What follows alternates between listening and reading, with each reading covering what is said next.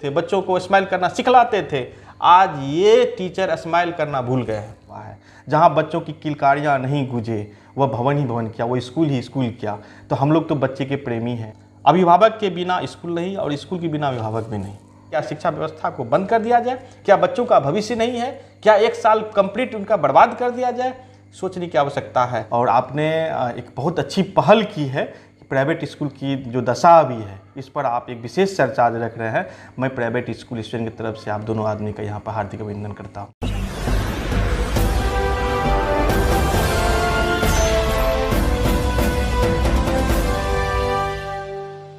Basket में आपके शहर मधेपुरा में फल, सब्जी और दूध की होम डिलीवरी का सुरक्षित और भरोसेमंद साधन बास्केट में। तो फिर देर किस बात की? ऑर्डर के लिए कॉल करें 9431261026 पर। नमस्कार, आप देख रहे हैं KosiTimes.com और मैं हूं रविकांत कुमार। आज हमसे खास बातचीत करने के लिए प्राइवेट स्कूल एसोसिएशन के जिला अध्यक्ष हैं किशोर कुमार सर। उनसे हम जानेंगे कि लॉकडाउन जो लगाया गया, करीब 5 महीने से विद्यालय बंद हैं और कब खुलेगी, इस पर भी अभी तक सरकार कोई विचार नहीं किया है, न ही कोई दिशा निर्देश अब तक जारी किया गया है। ऐसे में जो प्राइवेट विद्यालय है वो अधर में लटका हुआ है, असमंजस में पड़े हुए। इसी सब बात पर हम आज चर्चा करेंगे और सीधे हम अध्यक्ष जी से जानना चाहते हैं कि सबसे पहले तो कोसी टाइम्स में आपका स्वागत करते हैं। बहुत बहुत धन्यवाद। आप कोसी टाइम्स के रविकांत जी और प्रशांत जी दोनों आदमी आए हुए हैं और आपने एक बहुत अच्छी पहल की है। प्राइवेट स्कूल की जो दशा अभी है, इस पर आप एक विशेष चर्चा आज रख रहे हैं। मैं प्राइवेट स्कूल स्टूडेंट की तरफ से आप दोनों आदमी का यहाँ पर हार्दिक अभिनंदन करता हूँ। सर, मेरा पहला सवाल होगा कि 5 महीने करीब करीब लॉकडाउन को हो गया है, अब तक विद्यालय नहीं खुली है और न खुलने की कोई गुंजाइश दूर दूर तक दिखाई दे रही है। ऐसे में जो ये 4-5 महीने का दौर गुजरा है प्राइवेट स्कूलों का, वो क्या है? देखिए, इस प्रकार का अनुभव नहीं था हम लोगों के पास। कभी हम लोगों ने सोचा भी नहीं था कि और इतने लंबे अंतराल तक हम लोग बच्चों से दूर रहेंगे, शिक्षक स्कूल से दूर रहेंगे, अभिभावक स्कूल के ऑफिस नहीं आएंगे। ये एक पहला अनुभव था और ये कष्टदायक था, पीड़ादायक है। और अभी भी मैं बता सकता हूँ कि बच्चों के नहीं रहने से आप देख सकते हैं कि किस प्रकार ये बिल्डिंग जो सुनसान पड़ा हुआ है, जहाँ बच्चों की किलकारियाँ नहीं गूंजे, वह भवन ही भवन क्या, वो स्कूल ही स्कूल क्या। तो हम लोग तो बच्चे के प्रेमी हैं। बच्चे हमारे साथ हैं तो हमारी खुशी है, बच्चे नहीं हैं तो हमारी खुशी समाप्त है। तो अभी का जो दौर चल रहा है, काफ़ी पीड़ादायक दौर चल रहा है हम प्राइवेट स्कूल के लिए। निश्चित ही यह लॉकडाउन करीब करीब पूरे भारतीय के लिए पीड़ादायक है। जिस तरह से कोरोना महामारी का संकट चल रहा है और प्राइवेट स्कूल का खास करके स्थिति जो हमने अब तक देखी है, और भी कई ज़िले से हमने खबरें देखा है, लगातार भ्रमण के दौरान भी हमने जो देखा है वो पीड़ादायक ही है। चूँकि जो कुछ ही कम ऐसे प्राइवेट स्कूल हैं जो बड़े पैमाने पे बहुत बड़े स्कूल हैं, उन्हें हमको लगता है कि कुछ फ़र्क नहीं पड़ता है। लेकिन जो इस शिक्षा व्यवसाय में जो प्राइवेट स्कूल हैं, छोटे छोटे स्कूल वाले हैं, उनको काफ़ी परेशानी का सामना करना पड़ रहा है। तो हमारा अब ये सवाल होगा कि क्या लगता है कि पिछले दिनों जब private school and children welfare association की तरफ से मुख्यमंत्री, जिला अधिकारी से लेकर के आपने प्रधानमंत्री तक को आवेदन देकर ये कहा गया है कि प्राइवेट स्कूल को खुलवाया जाए, उस संबंध में हमें जानकारी दीजिए कि क्या किस तरह से दिया और क्या उस पर चर्चा अब तक हो पाई है? देखिए, सबसे पहली बात तो ये कि स्कूल छोटा और बड़ा हम सिटीज़ को बांटें तो एक जो हमारा मेट्रोपॉलिटन सिटी है, बड़ी सिटी है, निश्चित रूप से वहाँ का जो पेइंग कैपेसिटी है वो थोड़ा ज़्यादा होता है। उसके बाद फिर हम लोग छोटे छोटे डिस्ट्रिक्ट हेडक्वार्टर को हम लोग लेके चलते हैं, म्यूनसिपैलिटी एरिया को लेके हम लोग चलते हैं। तो यहाँ पर भी उससे कम संख्या में यहाँ के जो पेरेंट्स हैं वह पेबल उनकी कैपेसिटी होती था उससे कम होती है। उसके बाद हम लोग रूरल एरिया चलते हैं, वहाँ जो छोटे छोटे स्कूल चल रहे हैं, जो अपने जीविकोपार्जन के लिए वहाँ पर शिक्षित बेरोजगार लोग हैं जो काम कर रहे हैं, आज निश्चित रूप से जो जहाँ है वहीं वह परेशान है। चाहे वह मेट्रोपॉलिटन सिटी के लोग हों, या वह म्यूनसिपैलिटी के लोग हों, या फिर रूरल एरिया के लोग हों, सभी स्कूल वाले अपने अपने जगह पर परेशान हैं। सबकी अपनी अपनी परेशानियां हैं। मैं बताना चाहूँगा कि आज जो बड़े सिटीज़ के स्कूल वाले हैं उनके पास हैवी व्हीकल्स हैं जिनका कि ईएमआई होता है। अगर बड़े बड़े बिल्डिंग हैं तो उस बिल्डिंग का जो है बैंक का लोन होता है, फिर उसका जो बिजली के बिल होते हैं, उसके बाद कई प्रकार के टैक्सेस होते हैं जो पे करना पड़ता है। यह तो उन्हें उस अनुपात में लग ही रहा है, लेकिन उस अनुपात में अभी उन्हें कोई भी किसी भी प्रकार का फ़ी नहीं आ रहा है। हम लोगों ने प्राइवेट स्कूल एसोसिएशन ने हम लोगों ने अपील किया था, अभिभावकों से अपील किया, हम लोगों ने HRD मिनिस्टर से अपील किया, हम लोगों ने इवन प्रधानमंत्री से हम लोगों ने अपील किया था, CM से हम लोगों ने अपील किया, गवर्नर से अपील किया, अपने ज़िला में हम लोगों ने DO से इवन DM से हर एक स्तर पर हम लोगों ने गुहार लगाया कि प्राइवेट स्कूल में जो शिक्षित बेरोजगार लोग हैं, जो बच्चों को शिक्षा देने का काम कर रहे हैं, आज ये सभी लोग बेरोजगार हो चुके हैं और जो इनका परिवार है उनका भरण पोषण स्कूल के वेतन पर डिपेंड करता था। चूँकि स्कूल में किसी भी प्रकार का फ़ी नहीं आ रहा है तो निश्चित रूप से वे लोग भी इससे जो है प्रभावित हो रहे हैं, जो इससे जुड़े हुए लोग हैं प्रभावित हो रहे हैं। और हमारा संगठन जो कि शिक्षकों के लिए, गैर शैक्षणिक कर्मचारी जो हैं जैसे ड्राइवर हो गए, नॉन टीचिंग एम्प्लॉय हो गए, उनके लिए, अभिभावक हो गए, उनके बारे में मैं सोच रहा हूँ। मैं बात करूंगा अभी आपको उनके बारे में भी, अभिभावक भी जो कैटेगरी है उनके बारे में बात करेंगे, बच्चे हैं, बच्चे का एजुकेशन कैसे आगे बढ़े इनके बारे में आपसे मैं बात करूंगा। इन सभी के लिए हमारा private schools and children welfare association हमारा राष्ट्रीय स्तर का संगठन है। हमारे राष्ट्रीय अध्यक्ष आदरणीय समाइल अहमद सर के नेतृत्व में हम लोगों ने आदरणीय PM को हम लोगों ने लेटर दिया कि जो हम लोग का RTE का पैसा है कम से कम हम लोगों को वो हम लोगों को मिल जाए, ताकि हम लोग जो शिक्षक हैं उन्हें हम लोग कुछ दे पाएँ, जो हमारे गैर शैक्षणिक कर्मचारी हैं हम उनके लिए कुछ कर पाएँ।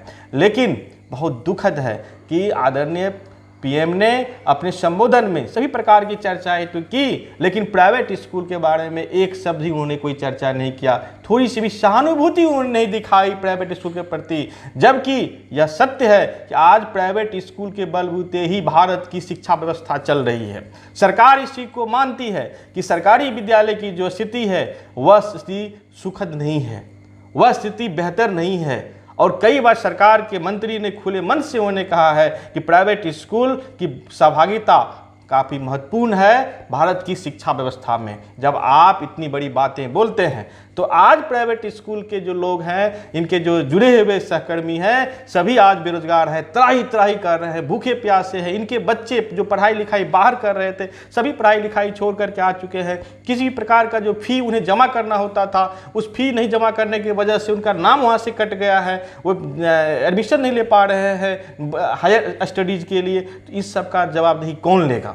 हम भी इस देश के नागरिक हैं और इस देश के नागरिक होने के नाते हमारे आदरणीय प्राइम मिनिस्टर को, CM साहब को इसकी जवाबदेही लेनी चाहिए, जवाबदेही तय करनी चाहिए कि प्राइवेट स्कूल के जुड़े हुए जो लगभग हम बिहार में बात करें तो 25,000 हम लोग प्राइवेट स्कूल हैं यहाँ पर, और इसमें तकरीबन आप अगर इसको देखें तकरीबन इसमें हम लोग 2 लाख कर्मचारी हैं प्राइवेट स्कूल से जुड़े हुए। बास्केट में आपके शहर मधेपुरा में फल, सब्जी और दूध की होम डिलीवरी का सुरक्षित और भरोसेमंद साधन बास्केट में। तो फिर देर किस बात की? ऑर्डर के लिए कॉल करें 9431261026 पर।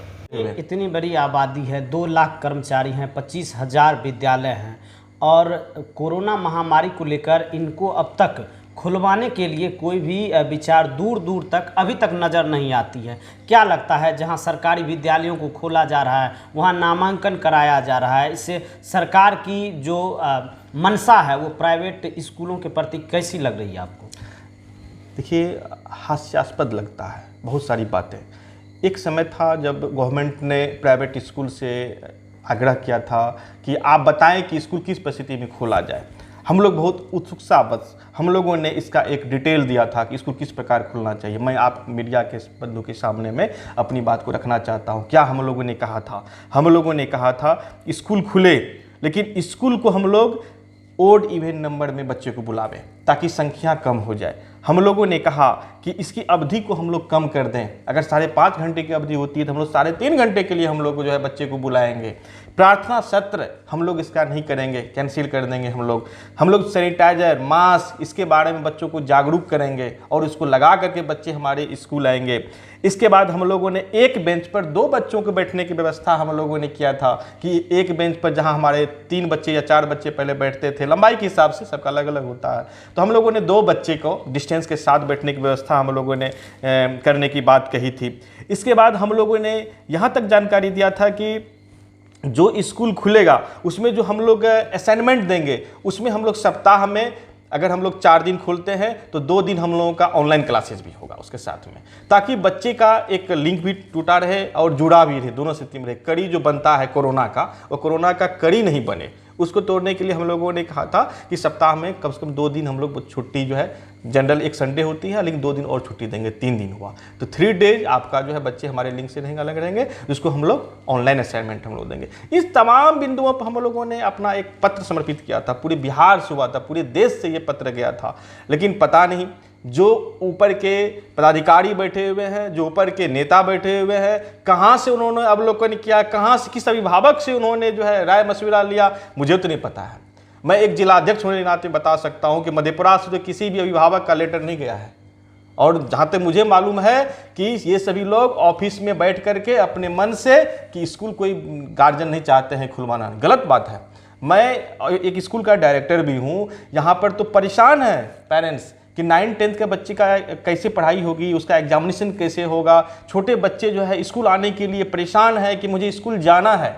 और जहाँ तक कोविड-19 की लोग बात कर रहे हैं, मैं आप मीडिया बंधु के माध्यम से बताना चाहूँगा कि लगभग सभी चीज़ें अनलॉक हो चुकी है, एक शिक्षण संस्थान को लगभग में छोड़ करके।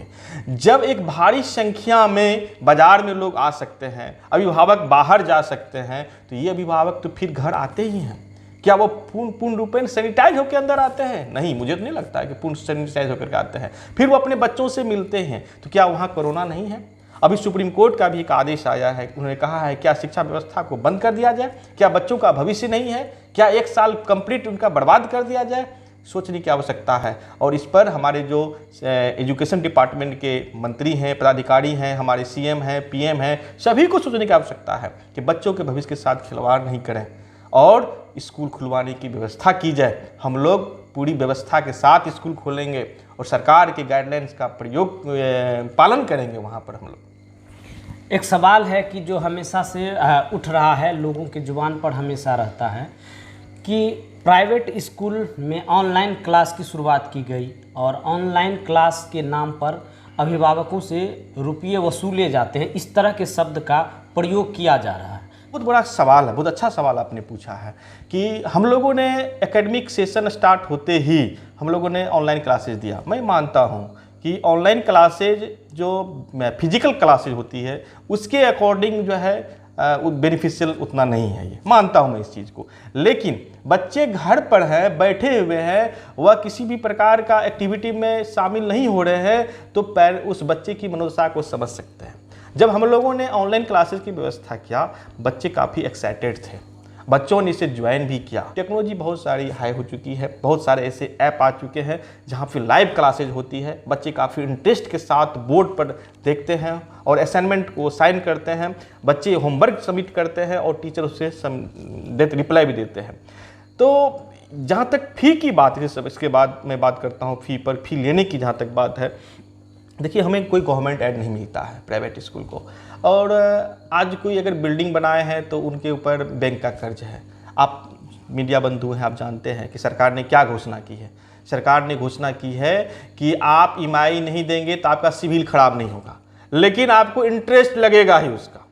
तो जब गवर्नमेंट इस पर एक्शन नहीं ले रही है, गवर्नमेंट को तो ये कहना चाहिए कि जब उन्हें आज लोगों का स्थिति खराब है, लॉकडाउन की वजह से कामकाज ठप पड़ा हुआ है, तो लोग कहाँ से ईएमआई जमा करेंगे? तो जब तक सब कुछ बेहतर नहीं होता है तब तक ईएमआई भी बंद करना चाहिए था, लेकिन ऐसा नहीं हुआ है। आज हमें गाड़ी का इंश्योरेंस कर रहे हैं कि ठीक है गाड़ी का इंश्योरेंस आपका फेल है, कोई दिक्कत नहीं है, आपको फिर वो करना पड़ेगा। फिर उस दिन में आप टैक्स जोड़ करके लेंगे उतना। रोड टैक्स जो हम गाड़ी का जमा करते हैं, तो जब DTO ऑफिस हम लोग जाते हैं तो फिर वहाँ बात होती है आपका तो फलना डेट में डेट था, आप तो 6 महीना जो है आपका डेट जो है एक्सपायर हो चुका है पहले ही, आपको ये 6 महीने कितना फाइन लगता है।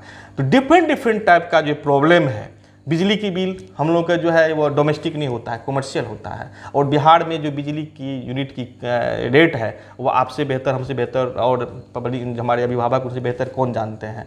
तो कमर्शियल बिल हमें लग ही रहा है। बहुत सारे स्कूल हैं जो कि आपको रेंट पर बिल्डिंग चला रहे हैं, हाईली रेंट उनका है 50,000 60,000, तो मुझे मालूम है मधेपुरा में रेंट चल रहा है। तो रेंट, क्या मकान मालिक रेंट लेना बंद कर देंगे? नहीं, सारी चीज़ें तो चल ही रही है। तो अब ये फंड कहाँ से क्रिएट होगा? इसके बाद हम शिक्षकों की बात करते हैं। शिक्षक जो कि कंप्लीट अपना घर छोड़ करके शहर में एक रूम भाड़ा ले करके आज यहाँ रह के बच्चों की पढ़ाई लिखाई में अपना योगदान दे रहे थे, आज जब वह कंप्लीट अपने घर से भी टूटे हुए हैं, और जब यहाँ मधेपुरा में रह के या बड़े बड़े शहर में रह करके शिक्षक जो है बच्चे को ऑनलाइन क्लासेस दे रहे हैं, तो उनका भी परिवार है, उनके भी बाल बच्चे हैं, उनके ऊपर भी लायबिलिटी है। आप हमें बताइए कि उनकी लायबिलिटी कैसे पूरा होगी? जहाँ तक स्कूल वालों की बात है, स्कूल वाले को जब कहीं से फंड क्रिएशन नहीं होगा तो फंड रिलीज कहाँ से करेंगे वो? फिर भी हम लोगों ने ह्यूमैनिटी दिखाया है, हम लोगों ने अपने शिक्षकों को अपना परिवार मानते हैं, और हम लोगों ने जहाँ तक संभव हुआ हम लोगों ने शिक्षकों को मदद किया है और अभी भी मदद कर रहे हैं। ट्यूशन फी की जहाँ तक बात है, स्कूल में कई तरह के फ़ी दिए जाते हैं।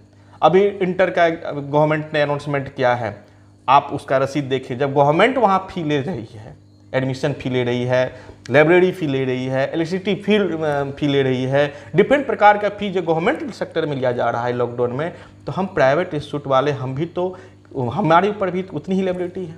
तो हम अगर सिर्फ ट्यूशन फी अभिभावक से मांगते हैं या हम आग्रह करते हैं कि हमारा जो कम से कम ट्यूशन फी होता है, आपके सहयोग से विद्यालय चलता है, आप वो पे करें, तो मुझे नहीं लगता कि इसमें कहीं से भी कोई गलत बातें हैं। और अभिभावक इस बात को लगभग में समझते भी हैं, लेकिन वह असमंजस की स्थिति में है।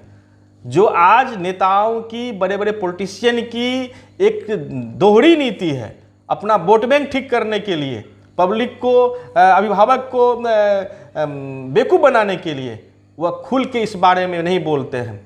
आप याद करें अप्रैल महीना में यहाँ के जो डीओ थे, तत्कालीन डीओ थे, वो डीओ ने कहा था कि जो स्कूल ऑनलाइन क्लासेज चला रही है उनका फी जमा होना चाहिए, और इस प्रकार का कई स्टेट में आदेश भी आ चुका है। तो फिर ये हमारा अधिकार बनता है। हाँ, इसमें कोई हम प्रेशर नहीं डालते हैं कि आप अगर ऑनलाइन क्लासेज का फी जमा नहीं करते हैं तो आपके बच्चे का हम नाम काट रहे हैं या फिर आपके बच्चे को हम ऑनलाइन क्लासेज से निकाल रहे हैं। नहीं, इस तरह कोई बात नहीं है, और हम सभी बच्चे को ऑनलाइन क्लासेस दे रहे हैं। अभिभावक को ये बात समझना होगा और उन्हें फी जो है, ट्यूशन फी जो है, कम से कम वो जमा करना चाहिए। अच्छा, जब विद्यालय खुलेगी, बहुत सारे सवालों के जवाब आपने बिना पूछे ही दे दिया। हाँ, अच्छा लगा, चूँकि समय की भी हमारी बचत हुई। हम आखिरी सवाल आपसे लेना चाहते हैं, जब विद्यालय खुलेगी तो किस स्थिति में होगी, और जो अभिभावक होंगे अब तक जो उनका सहयोग आपको मिल रहा है या नहीं मिल रहा है, उस पर भी संक्षिप्त में आप चर्चा करें, प्रकाश डालें। और जब खुलेगी तो अभिभावक पर क्या बोझ पड़ेगा? देखिए, अभिभावक और जहाँ तक स्कूल की बात है, दोनों एक दूसरे के पूरक हैं। अभिभावक के बिना स्कूल नहीं और स्कूल के बिना अभिभावक भी नहीं, ये मेरा मानना है। और सबसे पहले तो हम लोग सुरक्षा की बात करेंगे कि जब हमारा स्कूल खुले तो हमारे जो बच्चे हमारे यहाँ आएंगे तो वह कंप्लीट सेफ फील करें, और इसके लिए private schools and children welfare association ने पूरे देश लेवल पर, हमारे जो राष्ट्रीय अध्यक्ष हैं उन्होंने इस बात की, हम लोग की जो मीटिंग हुई, वर्चुअल मीटिंग हुई, उन्होंने इस बात का निर्देश दिया है कि हम लोग तैयारी में रहें कि हमारा सैनिटाइज हो, क्लासरूम हमारा सैनिटाइज हो, हमारे यहाँ जो भी लोग आवे उसके चेहरे पर मास्क हो, हमारा जो बच्चा बैठे क्लास में तो उसकी डिस्टेंस मेंटेन हो, हम लोग अपने रूम की कैपेसिटी के हिसाब से बच्चों को बुलावे। तो ये तमाम सुविधाएं जो है हम लोगों ने बच्चों के लिए सोच रखा है करने के लिए, और इसमें कहीं से भी अभिभावकों को घबराने की आवश्यकता नहीं है कि हमारा बच्चा स्कूल जाएगा तो शायद वह कोरोना पीड़ित हो जाएगा। ऐसी बात नहीं है। जिस तरह आपके बच्चे आपके घर में सुरक्षित हैं, उसी प्रकार से बच्चे आपके स्कूल में सुरक्षित रहेंगे। हम लोग इसका पूरा ख्याल रखने जा रहे हैं। इस पर हम लोगों ने अपना पेपर वर्क किया है। इसके बाद जहाँ तक आर्थिक बोझ की बात है, तो निश्चित रूप से मानवता हर एक इंसान में होता है, और हम स्कूल वाले भी एक इंसान हैं। आज अभिभावक भी इस दौर से गुजर रहे हैं। मैं थोड़ा क्लासिफाइड करना चाहूँगा अभिभावक को भी। हम लोगों ने जो क्लासिफाइड किया है, इसमें 3 प्रकार के अभिभावक होते हैं। एक है जो गवर्नमेंट एम्प्लॉय है, दूसरे प्रकार के जो अभिभावक हैं वो बिजनेसमैन हैं, और तीसरे प्रकार के जो अभिभावक हैं वह आपको फार्मर हैं। और हमको लगता है कि पूरे इंडिया में देखा जाए तो शायद यही 3 प्रकार कैटेगरी के जो है अभिभावक मिलते हैं और हैं भी। अब हम बात करना चाहेंगे कि जो गवर्नमेंट एम्प्लॉई हैं, आप हमें बतावें कि कौन से ऐसे गवर्नमेंट एम्प्लॉय है जो गवर्नमेंट ने सैलरी नहीं दिया है। पहले भी वो इसी पर डिपेंडेंट थे, पहले भी उनके बच्चे का जो फी जमा होता था वह सैलरी मिलने के उपरांत ही जमा होता था। मुझे तो मालूम है कि सबसे खराब स्थिति नियोजित शिक्षकों की हुआ करती थी। आज नियोजित शिक्षकों का सैलरी जुलाई मंथ तक का अपडेट है, तो क्या उन्हें फी जमा नहीं करना चाहिए? जब आप घर बैठे फी ले सकते हैं, जब आप बिना ऑफिस गए हुए वेतन ले सकते हैं, तो क्या जो स्कूल में काम करने वाले लोग हैं उनका परिवार नहीं है, उनके ऊपर कोई लायबिलिटी नहीं है? क्या उन्होंने प्रयास नहीं किया आपके बच्चे को पढ़ाने का? क्या उन्होंने दायित्व का निर्वहन करने का प्रयास नहीं किया? क्या है? और उस स्थिति में मुझे लग रहा है कि इस वर्ग के लोगों को, अभिभावक को शायद परेशानी नहीं होनी चाहिए ट्यूशन फी जमा करने में। मैंने अभिभावक बताया था जो बिजनेसमैन है, सो वही कि बिजनेस प्रभावित हुआ है। लेकिन अब धीरे धीरे लगभग 2 महीने से देखें तो जब अच्छा अनलॉक हुआ है तब से कुछ न कुछ रोजगार जो है बिजनेस व्यापार में उसका भी प्रारंभ हो चुका है। तो ठीक है, जब एजुअल सारा कुछ बेहतर था तो आप कई प्रकार के फी स्कूल में जमा करते थे। तो जब आपका आंशिक ही दुकान खुला, आंशिक ही व्यापार आपका हुआ, तो आंशिक फी भी तुम्हें मिलना चाहिए, हमारा भी शेयर बनता है उसमें। मैं ये नहीं कह रहा हूं कि हमारा अधिकार उस पर है, मैं ये कह रहा हूं, मैं प्रार्थना कर रहा हूं, अभिभावक से अपील करता हूं, गुजारिश करता हूं कि आप इस बात को सोचें। आप भी एक परिवार चलाने वाले लोग हैं। जब आपकी दुकानें बंद थी, जब आपका बिजनेस नहीं चल पा रहा था, तो आप क्या फीलिंग कर रहे थे? और आज जब स्कूल से जुड़े हुए इतने सारे लोग, जो आपकी कीमती चीज़ है, जो आपका बच्चा होता है, जिनको उन्होंने की इतना बेहतर ढंग से अपने स्कूल में रखा, प्यार किया, पढ़ाया, शिक्षा दे रहा है, क्या उनके लिए आप नहीं सोचेंगे? क्या उनके प्रति आपकी कोई सहानुभूति नहीं है? क्या उनके प्रति कोई भी दायित्व आपका नहीं बनता है? बनता है। आंशिक भी कम से कम आना चाहिए उस वर्ग से। अब मैं तीसरे वर्ग के अभिभावक के बारे में बात करूंगा, किसान। किसान तो हमेशा से इस देश में एक तरह से कहिए कि बहुत ही उपेक्षित ही रहा है, सही बात है। और इस बार दोहरी मार है। एक तरफ जहां अत्यधिक बारिश और बाढ़ की वजह से फसल नष्ट हो गए हैं, वहीं दूसरी ओर जो है कोरोना महामारी के चलते जो है बहुत सारी व्यवधान उनकी उत्पन्न हुआ है। और ख़ास करके जो ये एरिया है, इस एरिया में मकई का उत्पादन ज़्यादातर होता है, और हम लोग भी इंतज़ार में रहते थे कि मकई अभिभावक का जब बिक्री होगा तो फिर स्कूल का जो ड्यूज होता है वह ड्यूज जो है लगभग क्लियर होगा।